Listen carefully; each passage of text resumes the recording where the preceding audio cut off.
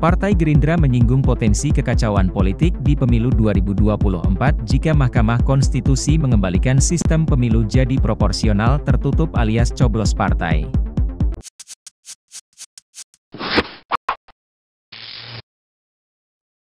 Wakil Ketua Umum Partai Gerindra Habibur Rahman khawatir masalah itu akan terjadi pada hampir setiap lapisan. Ia mengatakan jika tiba-tiba berubah menjadi tertutup, kita khawatirkan jangan sampai terjadi kekacauan politik baik itu di tingkat pusat, provinsi atau kabupaten kota.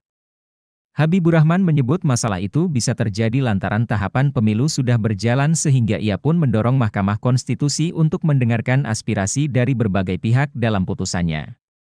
Kalau Mahkamah Konstitusi memutus proporsional tertutup di 2024 pasti ada masalah sangat besar.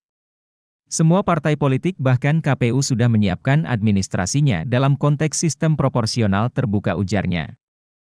Sebelumnya, Denny Indrayana mengaku mendapat informasi soal gugatan Undang-Undang Nomor 7 Tahun 2017 tentang pemilu sistem proporsional terbuka di MK.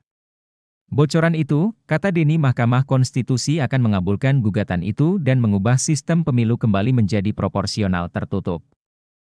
Di tempat lain, pelaksana tugas Ketua Umum P3 Mardiono mengatakan partainya hingga saat ini masih mendukung pemilu dengan sistem proporsional terbuka.